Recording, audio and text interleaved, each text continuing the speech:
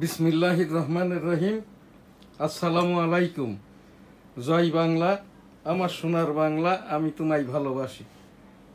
Virtual editor হাফেজ মাওলানা শাহজালাল গোলদার, স্টুডিওর বাহির হতে অনুষ্ঠান এডিটিং এবং পরিচালনা করছেন www.dailynewsstar.com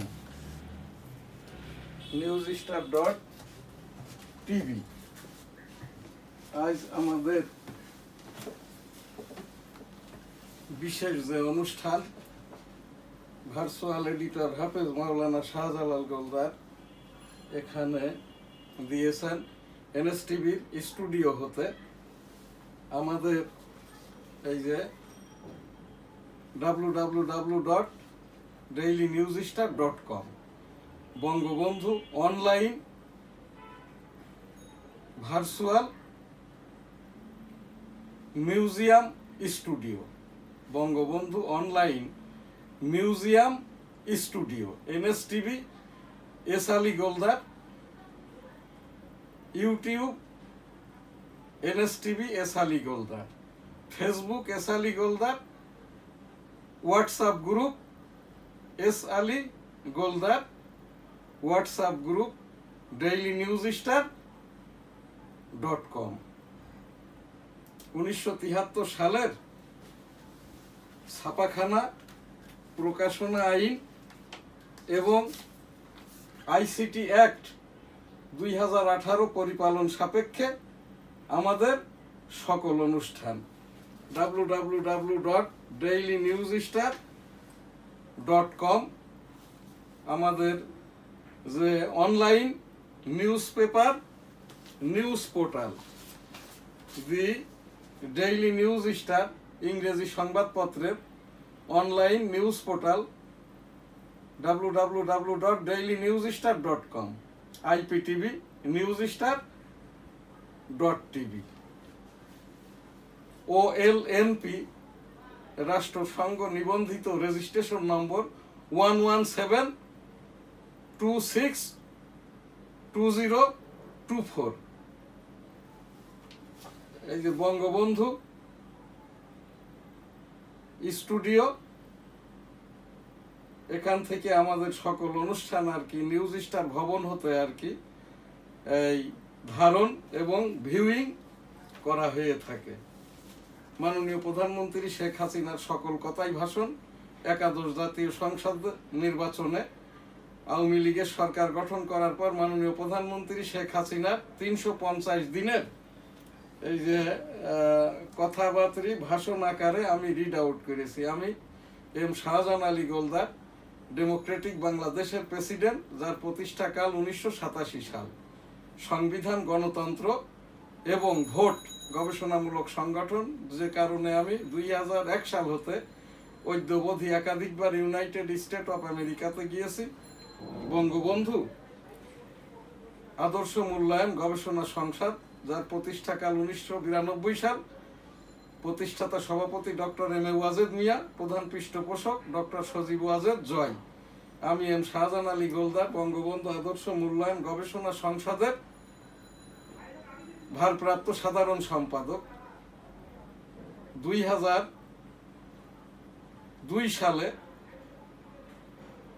doctor M A Wazed Miah Bangabandhu আদর্শ মূল্যায়ন গবেষণা সংসদ প্রতিষ্ঠা করেন এবং 2009 সাল পর্যন্ত সভাপতি ছিলেন। সেই doctor M A Wazed Miah স্বাক্ষরিত এই আইডি কার্ড, যেটার মাধ্যম দিয়ে আমরা আর কি সুধা সদনে ডক্টর এম এ ওয়াজেদ সুধা মিয়া, এই যে সুধা সদন যেটা ধানমন্ডিতে আর কি, এখানে গবেষণা কাজটা করেছে ডক্টর ওয়াজেদ মিয়ার সাথে। বঙ্গবন্ধু আদর্শ মূল্যায়ন গবেষণা সংসদের এটা গঠনতন্ত্র, যেটার এই গঠনতন্ত্রের আহ্বায়ক কমিটির আমি এম শাহজাহান আলী গোলদার, সদস্য সচিব। এটা ISBN করা আর কি, এটা 2003 সালে আর কি এই গঠনতন্ত্রটি লিখিত। বঙ্গবন্ধু অনলাইন মিউজিয়াম স্টুডিও, আমাদের এই যে বঙ্গবন্ধু অনলাইন মিউজিয়াম স্টুডিও হতে আজ অনুষ্ঠানগুলো এখানে আমি নিজেই আর কি উপস্থাপনা এবং রিড আউট করছি। মাননীয় প্রধানমন্ত্রী 7 জানুয়ারি 2024 নির্বাচনের পরে আর কি যে কথাবার্তাগুলো বলছেন এনএসটিভির টেবিল থেকে আর কি আমি মাননীয় প্রধানমন্ত্রী শেখ হাসিনার এই যে দ্বাদশ জাতীয় সংসদ নির্বাচনে আর কি আমরা যেটা PM honoured prime minister Sheikh Hasina's লিকসার এইভাবেই আর কি আমি পাঠ করে থাকি, যেটা 58তম রিড আউট করেছিলাম 10/7/2024। আজ 13/7/2024 মাননীয় প্রধানমন্ত্রী শেখ হাসিনার এই কথাটাই রিড আউট করার পরেই ডেইলি ভিউজ, এরপরে ভার্চুয়াল এডিটর হাফেজ মাওলানা শাহজালাল গোলদার আমাকে যে প্রোগ্রামটি দিয়েছেন আর কি সেইটা আমি এখানে এই রিড আউট করব। শুরুতেই আজ এই যে বঙ্গবন্ধু অনলাইন মিউজিয়াম স্টুডিও হতে আর কি আমি আমার এই প্রোগ্রাম শুরু করছি। বিসমিল্লাহির রহমানির রহিম। আসসালামু আলাইকুম। জয় বাংলা, আমার সোনার বাংলা, আমি তোমায় ভালোবাসি। ভার্চুয়াল এডিটর হাফেজ মাওলানা শাহজালাল গোলদার আজ যে অনুষ্ঠানটি স্টুডিওর বাইরেতে এডিটিং এবং পরিচালনা করছেন। Bangabandhu online museum studio OLNP 1172024 13 July 2024 NSTV S Ali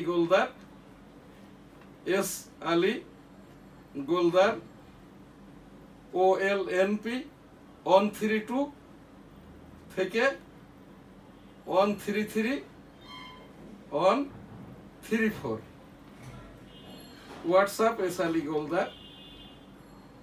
আমাদের YouTube NSTV S Ali Goldar subscribe করুন। ডেইলি ভিউজ 867 থেকে 872, ভিডিও প্রোগ্রাম 1347 থেকে 1352, ন্যাশনাল প্রোগ্রাম সিরিয়াল নম্বর 4672 থেকে 4677। অনার্ড PM শেখ হাসিনাস লিকসার। আজ আমাদের দ্বাদশ জাতীয় সংসদ নির্বাচনের পর মাননীয় প্রধানমন্ত্রী শেখ হাসিনার সকল কথাই তো ভাষণ। PM লেকচার 59 13/7/2024 মাননীয় প্রধানমন্ত্রী শেখ হাসিনা চাইনা থেকে দেশে ফেরত এসেছেন। চাইনাতে ব্যবসায়ীদের মধ্যে মাননীয় প্রধানমন্ত্রী শেখ হাসিনার নেতৃত্বে আর কি 20টির ভিতরে 16টি সমঝোতা স্মারক, ব্যবসায়িক সমঝোতা স্মারক চুক্তি স্বাক্ষরিত হয়েছে। মাননীয় প্রধানমন্ত্রী চাইনা সফরের একদিন পূর্বেই আর কি চাইনা হতে দেশের উদ্দেশ্যে চাইনা ত্যাগ করেছেন। এখানে আর কি মাননীয় প্রধানমন্ত্রী শেখ হাসিনার এই যে তথ্য সচিব নাইমুল ইসলাম খান এখানে দায়িত্ব জ্ঞানহীন কথাটাই বলেছেন আর কি নিজ দায়িত্বে, যে আমরা অনেক খরচ সাশ্রয় হবে বলে আমরা এখান থেকে একদিন আগে দেশের উদ্দেশ্যে দেশে ফেরত যাচ্ছি। এইটা মাননীয় প্রধানমন্ত্রীরও কথা নাই এবং যারা ওই বহরে গেছেন আর কি রাষ্ট্রীয়ভাবে সরকারিভাবে তাদেরও কথা নাই। কারণ মন্ত্রী বলছেন এক কথা, এখানে ওই বহরের যারা গেছেন ব্যবসায়িক সম্প্রদায়ের নেতৃত্ব দিচ্ছেন সিদ্দিক সাহেব, উনিও বলছেন আরেক কথা। সিদ্দিক সাহেব বললেন যে আমরা একদিন আগে ব্যাক করলে দেশে এসে একটু ঘুমাইতে পারবো। কিন্তু বাংলাদেশের যারা পররাষ্ট্রমন্ত্রী ছিলেন এবং সাবেক একজন নির্বাচন কমিশনার ব্রিগেডিয়ার জেনারেল শওকত সাহেব বললেন একটা বিদেশ সফরের অনেক পূর্ব হতেই প্রাক পরিকল্পনা করা হয়। এই কারণে এ জায়গাটাই আর কি আগাম কাজ থাক বা না থাক, এইটা ফেরত আসাটা এটা কোনো ভাবেই কূটনৈতিক স্বৈরাচার, কূটনৈতিক শিষ্টাচার এবং আর কি কোনো দেশের সরকার প্রধানের বিদেশের সফরে এই যে তথ্য সচিব এবং সফর সঙ্গী যারা ব্যবসায়িক সম্প্রদায় হোক, রাজনৈতিক হোক, তাদেরকে কথাটা এইরকম ভাবে আগাম আসাটা ভালো হয়েছে, খরচ সাশ্রয় হয়েছে, এইটা বলাটা ঠিক হয় নাই। মাননীয় প্রধানমন্ত্রী শেখ হাসিনা আগামীকাল রবিবার বিকাল 4টায় চায়না সফর শেষে দেশে ফেরত এসছেন। সাংবাদিক সম্মেলনটা করবেন, সেখানেই আর কি বিদেশ সফরের আদ্যপ্রান্ত মিডিয়ার সামনে মাননীয় প্রধানমন্ত্রী শেখ হাসিনা আগামীকাল রবিবার বিকাল 4টায় সংবাদ সম্মেলনে উপস্থিত হয়ে তার বিদেশ সফর সংক্রান্ত প্রেস ব্রিফটা এখানটায় আর কি করবেন, সাংবাদিকদের প্রশ্নের জবাব দিবেন। জয় বাংলা, আমার সোনার বাংলা, আমি তোমায় ভালোবাসি। বঙ্গবন্ধু অনলাইন এই যে ডিজিটাল স্টুডিওর এখন যে অনুষ্ঠান ডেইলি ভিউজ রেকর্ড বৃষ্টিতে নাকাল নগরবাসী, গতকাল আর কি 131 মিলিমিটার বৃষ্টি হয়েছে, যেটা রেকর্ড করা হয়েছে। এটা নটরডেম কলেজের সামনে একটি ছবি।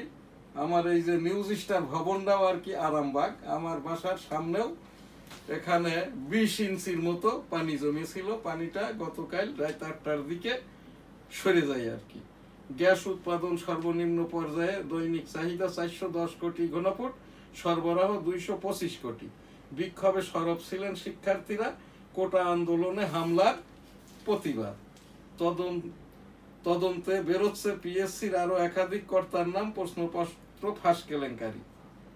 এলাহি খরচের বিয়ে দুনিয়া জুড়ে আলোচনা। ওই যে ভারতের এই মুকেশ এবং আম্বানি পরিবারের নীতা আম্বানির ছেলের যে বিয়েটা হয়েছে। ট্রাম্পকে হারাতে আমি সবচেয়ে যোগ্য বাইডেন, যুক্তরাষ্ট্রকে নেতৃত্ব দিতে অযোগ্য ট্রাম্প, নিউ ইয়র্ক টাইমসের সম্পাদকীয় পরিষদের মত।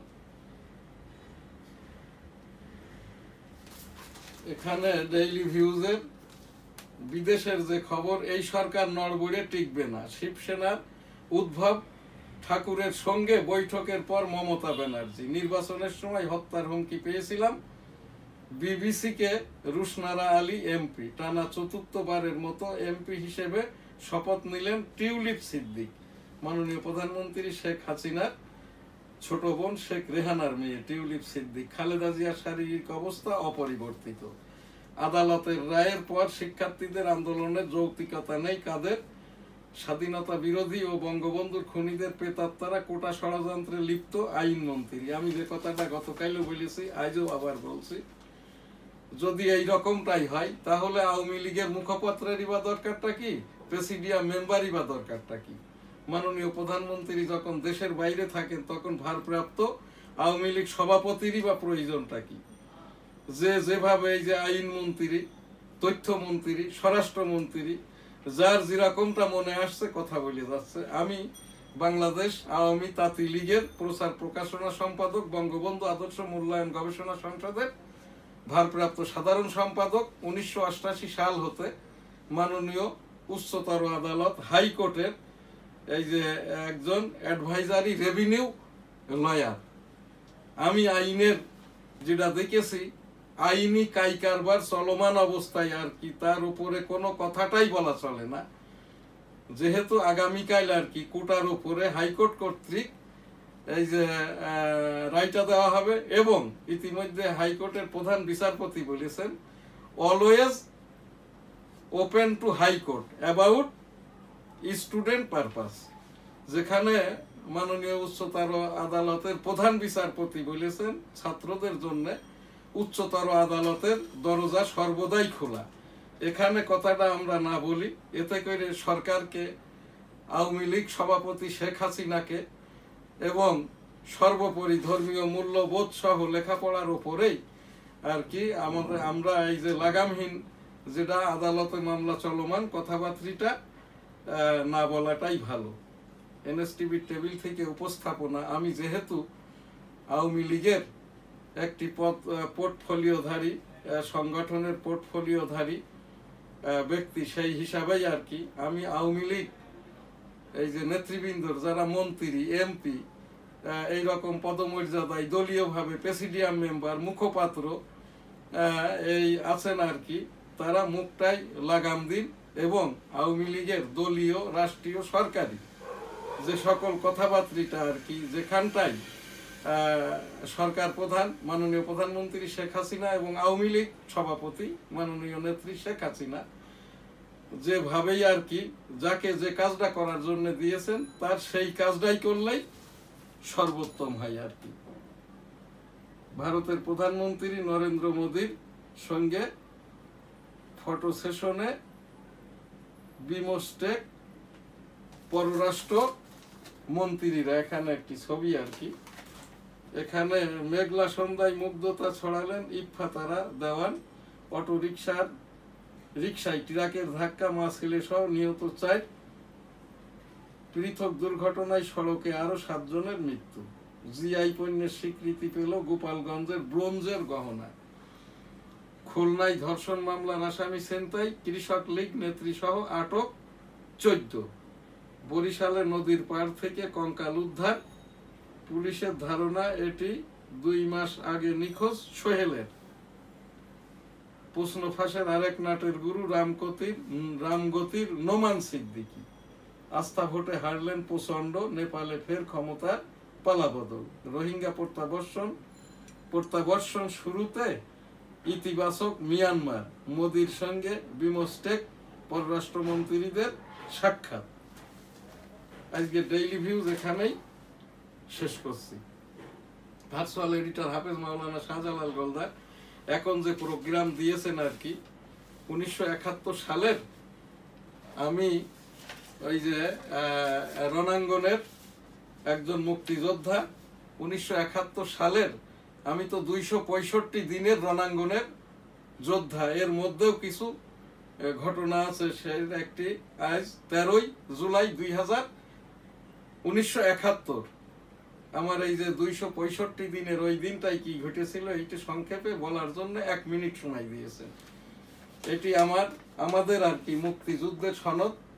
আমার পিতা মরহুম হাজী মধু গোলদার যুদ্ধাহত মুক্তিযোদ্ধা ছিলেন, এইটি সেই সনদ। এতেই আর কি আমাদেরও নাম লিপিবদ্ধ, যার মধ্যে আমার 7 ভাই বোনের ভিতরে আমি ছিলাম আর কি এই freedom fighter, minor freedom fighter. এইটা তৎকালীন ভারতীয় প্রধানমন্ত্রী শ্রীমতী ইন্দিরা গান্ধী যে রেজিস্ট্রেশন তারই সনদ। আর এই পরেরটি হচ্ছে ওয়েস্ট বেঙ্গল গভর্নমেন্টের এইটি সনদ আর কি। এটা আমি এই কিছুদিন পূর্বে ভারত থেকে আর কি সেন্ট্রাল গভর্নমেন্ট এবং ওয়েস্ট বেঙ্গল গভর্নমেন্ট থেকে উঠিয়ে আনা হয়েছে।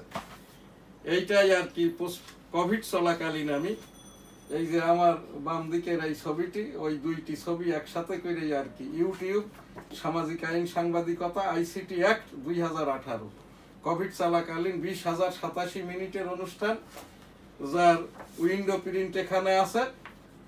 এখানে আর কি এই বইটিতে কিছু প্রিফেস কিছু কথা লিখেছেন ডক্টর সজীব ওয়াজেদ জয় সাহেব। বইটির প্রিফেস লিখেছেন সাবেক তথ্য প্রতিমন্ত্রী professor doctor Abu Saeed sir. এখানটাই আর কি আমার সেই 20,087 মিনিটের প্রোগ্রাম ছাড়াও আইসিটি অ্যাক্ট 2018 বইটিতে সন্নিবেশিত আর কি।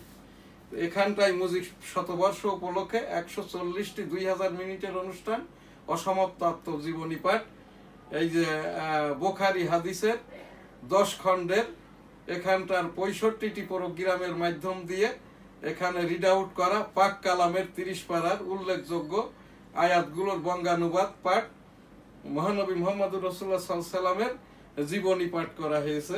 এছাড়াও নিয়মিতভাবে ধর্মীয় অনুষ্ঠান এখান থেকে প্রচারিত হয়ে এসছে। 2 জুন 2000 24। আমরা www.dailynewsstar.com newsstar.tv এই দুইটির নিবন্ধন পেয়েছি, যেটা আবেদন করা ছিল 2015 সালে নিউজ পোর্টাল এবং 2019 সালে এই যে newsstar.tv IPTV। এখানে আমরা জুন 2 এই নিবন্ধন পেয়েছি আর কি। এটি আমারই লেখা, ইউটিউব সামাজিক আইন সাংবাদিকতা ICT অ্যাক্ট 2018। বইটির মূল্য 500 টাকা। সাংবাদিকতা প্রকাশনা আইন, আমার এই বইটি 2001 সাল থেকে 2008 পর্যন্ত। বইটি আমি যখন 2001 সালে ইউনাইটেড স্টেট অফ আমেরিকাতে যাই IT ভিসাতে, এরপরে এসেই লেখা। বইটির মূল্য এখানটাই এই 300 টাকা। এই যে দুইটি বইয়েরই প্রচ্ছদে এই যে টুইন টাওয়ারটা ক্রাশ হয়েছে 2001 সালে আর কি, সেই টুইন টাওয়ারের 110 তলার ছাদের উপরের ছবি। আমি যখন ইউনাইটেড স্টেট অফ আমেরিকাতে যাই তখন আর কি 107 তলা পর্যন্ত লিফটে এবং ওই চলন্ত সিঁড়িতে 110 তলায় উঠে ছাদের উপরের এই ছবিটি আমেরিকান একজন জার্নালিস্ট টেক করেন। এখন এখানটাই সেই মুক্তিযুদ্ধের 13 জুলাই 1971। আমরা তো 23 মার্চ আমাদের ওই মিজান স্যার, যিনি 425 জন তালিকাভুক্ত রাজাকার, তার একজন মিজান মাস্টার আমাদের অঙ্ক পড়াইতেন, প্রাইমারিতে পড়তাম। মিজান মাস্টারেরই বাবা পিস কমিটি সদস্য গহর মোড়ল। তো স্যার বললেন দেশে গন্ডগোল শুরু হয়ে গেছে, ছুটি, আর কবে দেখা হবে জানি না, আল্লাহ হাফেজ। 25 তারিখ আমাদের বাড়ির সামনে ওই যে পাকিস্তানিরা সীমান্ত টেস্ট করার জন্য মোটরের গুলা ছড়ে, তখন আমাদের বাড়িটা বেনাপোল সিটির গোলদাস সিটিতে, যেটা বেনাপোল স্থলবন্দরের বেনাপোল পোর্ট থানার উত্তর দিকে আর কি গোলদাস সিটি। এখানে আমাদের 150 কাঠা জায়গার উপরে আমাদের সিটিটা আর কি।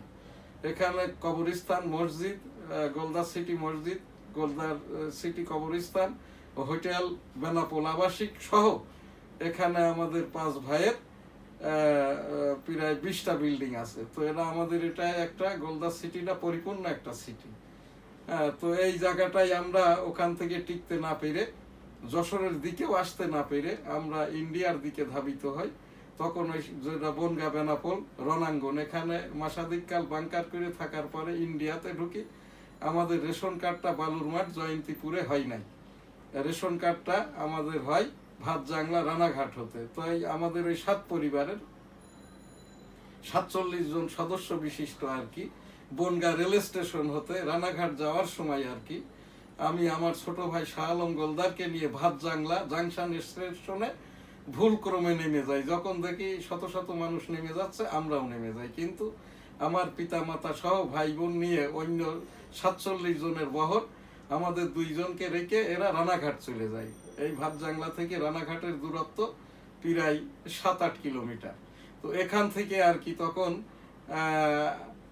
আমার আব্বা আর কি বনগা রেল স্টেশন থেকে বলেছিল, কোটি মানুষের দেশে আমরা লক্ষ মানুষ শরণার্থী, হারিয়ে যাওয়া মিসিং হওয়াটাই স্বাভাবিক। যদি কেউ এখান থেকে মিসিং হও, হারিয়ে যাও, খুঁজে পাচ্ছ না, তাহলে আর কি ভাবতে হবে তোমার থেকে অন্যেরা হারিয়ে গেছে, তুমি সঠিক আছো, ওই জায়গাটাই ঘোরাঘুরি করবা, তাহলে তোমাকে হয়তো আবিষ্কার করা সম্ভব হবে। তো আমরা সেই আমার ছোট ভাই শাহ আলম গোলদারকে নিয়ে যখন ওখানটায় এই যে 7 জুলাই 1971 আমরা ওই ভাতজাংলা রেল স্টেশনের পাশে একটি বট বৃক্ষ ছিল, তখন প্রচন্ড বৃষ্টি, ওই গাছের নিচে, আর কাছাকাছি একটি হাই স্কুল ছিল, ওখান থেকেই আমাদেরকে খাবার দাবার ইত্যাদি আর কি দেওয়া হইতো। এবং ভারতীয় যারা সাধারণ জনগণ তারাও আমাদেরকে খাবার দাবার দিতেন। জিজ্ঞাসা করতো, তোমরা কি জয় বাংলার লোক, মুজিবারের দেশের ছেলে পিলে, আচ্ছা এইটা নাও। তো সেইভাবেই আর কি ওখান থেকে 15 দিন পর আমাদেরকে আবিষ্কার করে আমার বড় ভাই এবং আমার আব্বা আর কি, এই যে মরহুম যুদ্ধাহত মুক্তিযোদ্ধা হাজী মধু গোলদার। এরপরে তো আমরা আর কি ওখান থেকে আমাদের যে ক্যাম্পটা দেওয়া হয় এই যে হরিণঘাটা একটি গবাদি পশুর ফার্মে, ওখানেও আমরা টিকতে পারি নাই, কারণ আমাদের ওই বহরে আমার ওই কয়েকজন ভগ্নী ছিলেন আর কি, এই যে পাড়াতো সম্পর্কের, এরা সুন্দরীও ছিল। তো ওই ভারতীয় দুষ্টু লোকদের কারণে আবার আমরা আর কি ওই সেই গবাদি পশুর ফার্ম যেখানে আমাদের এই যে রিফিউজি ক্যাম্প আকারে দিয়েছিল, ওখান থেকে এই যে রানাঘাট স্টেশনে আসতে ঘোড়ার গাড়িতে আসতে হয়। সেই ঘোড়ার গাড়িতেই আর কি আমাদের ক্ষুধাবক্স মামির প্রসব বেদনা চাপে, তখন আর কি ওই ঘোড়ার গাড়িতেই যে সন্তানটা জন্মগ্রহণ করে তার নাম ভারত। ভারতের বয়স এখন এই যে 54-55 বছর আর কি। আমি আমার যে সন্তান দুইটি, ডাক্তার সুমাইয়া মেয়ে এবং ছেলে মাওলানা, এই যে আমার আইটি এডিটর হাফেজ মাওলানা শাহজালাল গোলদার, এদেরকে যেমন ওই রাজাকার মিজান মাস্টারকে দেখিয়েছে, সেইরকমটা ওই যে ভারতে জন্মগ্রহণকারী আর কি ভারতকেও দেখিয়েছি আর কি। তো এখান থেকে অতপর আমরা ওই সেই এই বনগাঁতে ফেরত আসি। আমাদের ওই রিপোজি ক্যাম্প হয় তখন বালুর মাঠ, জয়ন্তীপুর। এই জায়গার থেকেই আর কি ওই যে দিনের বেলায় আমরা বাংলাদেশে এসে ওয়ারফিল্ডের আউট জোন হতে আমরা তথ্যাদি খবরাদি সংগ্রহ করতাম। আমাদের এই যে বাচ্চা মুক্তিযোদ্ধা মাইনর ফ্রিডম ফাইটার নামটা করণটা করেছিল মেজর মঞ্জু সাহেব। আমি 8 নম্বর সেক্টরের মেজর মঞ্জু সাহেবের এই যে তত্ত্বাবধানে মঞ্জু সাহেব ছিলেন শেষ অংশের 8 নম্বরের সেক্টর কমান্ডার, প্রথম অংশে তৌফিক ইলাহি চৌধুরী। আমাদের স্থানীয় কমান্ডার ছিলেন মরহুম আলহাজ আলী কদর সাহেব। আমার সেজেদুল্লাহ ভাই শাহাদত হোসেন লালু একজন বীর মুক্তিযোদ্ধা ছিলেন। আমার আব্বা তো যুদ্ধাহত মুক্তিযোদ্ধা। তো এই জায়গাটাই আর কি আমরা ওই সেই সাদিপুর এসে খান সেনাদের রাজাকারদের জিপ গাড়ির গোলাগুলি ছাড়ার স্থান পাকিস্তানিদের দেখে আমরা রিপোর্ট করতাম। মেজর মঞ্জু সাহেব আমাদের বাইনোকুলারও দিয়েছিল। তো ওই রকমই একদিন মেজর মঞ্জু সাহেব আর কি যখন আমাদেরকে গোলাগুলি ছুড়ার স্থান ইন্ডিয়ার জয়ন্তীপুর থেকে বলছে, এই বাচ্চা লোক দূর যাও, হাট যাও, বোম ফাটেগা, মার যায়গা। তখন আর কি মেজর মঞ্জু সাহেব বললেন, নো, এরাই বাচ্চা মুক্তিযোদ্ধা, এরাই মাইনর ফ্রিডম ফাইটার। ওই যে মুক্ত অঞ্চলের আউট জোন হতে, যুদ্ধের ফিল্ড হতে খবর এনে এরা লোকাল কমান্ডারকে দিবেন আর কি। জয় বাংলা, আমার সোনার বাংলা, আমি তোমায় ভালোবাসি। ওই যে আমরা ইন্ডিয়াতেই শুনতাম জয় বাংলার লোক মুজিবরের দেশের লোক। তো ওই সেই ইন্দিরা গান্ধী একদিন আমাদের রিফিউজি ক্যাম্পে এসেছিল এবং বলেছিল আর কি যে তার আগে দিয়ে তো আমার এই যে মাথার ওপর দিয়ে মোটরের গুলা যায়, আমরা এই গাছে ছুড়ে আমি আর কি এবং আমার সঙ্গীদের নিয়ে, ওরা নিচেই ছিল। যখন গাছে উঠে দেখছি তখনই পাকিস্তান প্রশান্ত থেকে মোটরের গুলা ছোড়া হয়। ওই গোলার শব্দে আর কি আমার এই বাম কানটা নষ্ট হয়ে যায়। আমি বেহুশ হয়ে গাছে বেঁধেছিলাম।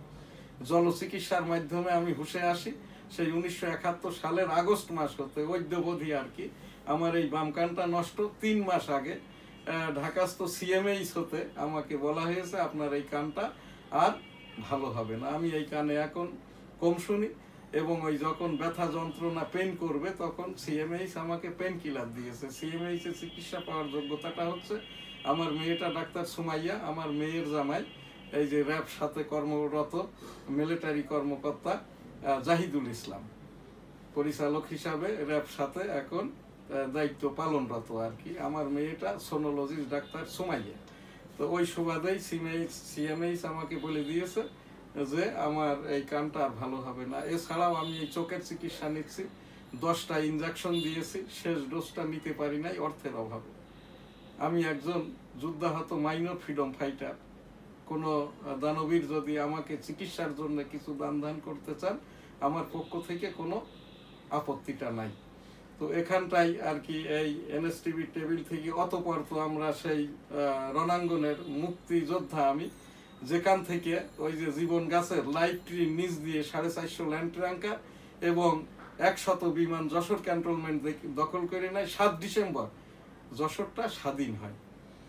তো আর কি আমি সেই ওই যে লাইফ ট্রি বা জীবন গাছ হাকন নদী এবং 26 নম্বর ইন্টারন্যাশনাল পিনালের মাঝখান দিয়ে ট্যাঙ্কগুলো ঢুকেছিল, যে জায়গাটাই ছিল বাঁশবাগান আমাদের ওখানকার সাদিপুর গ্রামের, যেটা 300 বছর পূর্বের কবরস্থান। ওর পাশের এই যে বাঁশবাগান, এটা আমার নানার। এবং যে জীবন গাছের নিচ দিয়ে ট্যাঙ্কার গুলো ঢোকে, এই জীবন গাছগুলো এটা আমার নানার, এখন আমাদের। তারপরে তো সেই চূড়ান্ত ভাবে যখন 16 ডিসেম্বর দেশ স্বাধীন হয়, তখন আমরা আর কি ওই যে যশোর কলকাতা রোড ধরে স্লোগান দিতে দিতে আমাদের গোলদাস সিটি বেনাপোল পর্যন্ত আসি।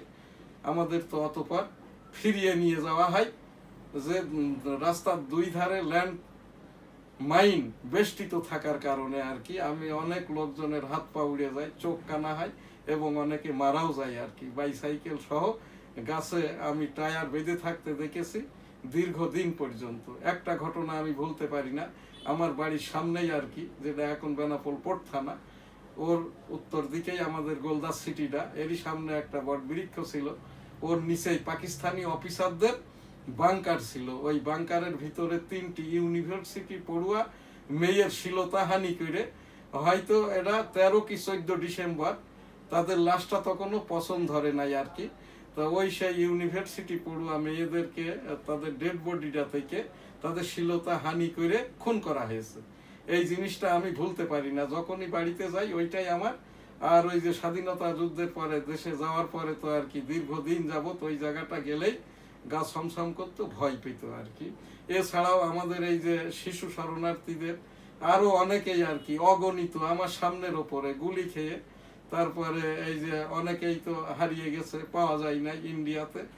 আর আমাদের মুক্ত অঞ্চলে আমরা যে 10,000-এর মতো মুক্তিযুদ্ধ করেছে জীবদ্দশায়, আমার মনে হয় আমি একমাত্র এখন 265 দিনেরই যোদ্ধা। ওই সেই তখন আমরা এই স্লোগানটা ছিল আমাদের, তোমার দেশ আমার দেশ, বাংলাদেশ বাংলাদেশ, তোমার নেতা আমার নেতা, বঙ্গবন্ধু শেখ মুজিব, জয় হোক বঙ্গবন্ধুর জয় হোক, জয় হোক শ্রীমতী ইন্দিরা গান্ধীর জয় হোক, জয় বাংলা আমার সোনার বাংলা, আমি তোমায় ভালোবাসি। এনএসটিভি টেবিল থেকে আরেকটি উপস্থাপনা, মাননীয় প্রধানমন্ত্রী শেখ হাসিনা 2017 সাল থেকে যে কথাটি বলছেন, যারা এই রকম এই যে নিবন্ধন সনদ আছে আর কি, এই রকম এই মাইনর ফ্রিডম ফাইটার মুক্তিযুদ্ধ করেছে কিন্তু নিবন্ধিত হয় নাই তারা, এবং যারা মুক্তিযুদ্ধ হওয়ার জন্য আবেদিত আর কি, এদের সকলকেই, এবং আদালতে যাদের মামলা এই যে পেন্ডিং আছে, মাননীয় প্রধানমন্ত্রী নির্বাহী আদেশে যাতে করে এই যারা নিবন্ধিত হতে পারে নাই মাইনর ফ্রিডম ফাইটার এবং আবেদিতদেরকে আর কি মুক্তিযোদ্ধার নিবন্ধনটা দেয়, সেই হিসাবে এনএসটিভি টেবিল থেকে মাননীয় প্রধানমন্ত্রী শেখ হাসিনা এবং মাননীয় রাষ্ট্রপতি সচিব বরাবর উপস্থাপন করলাম মাত্র। সকলে ভালো থাকবেন, সুস্থ থাকবেন, পাশের জনকে ভালো রাখবেন। আলহামদুলিল্লাহ, আল্লাহ হাফেজ। জয় বাংলা আমার সোনার বাংলা, আমি তোমায় ভালোবাসি।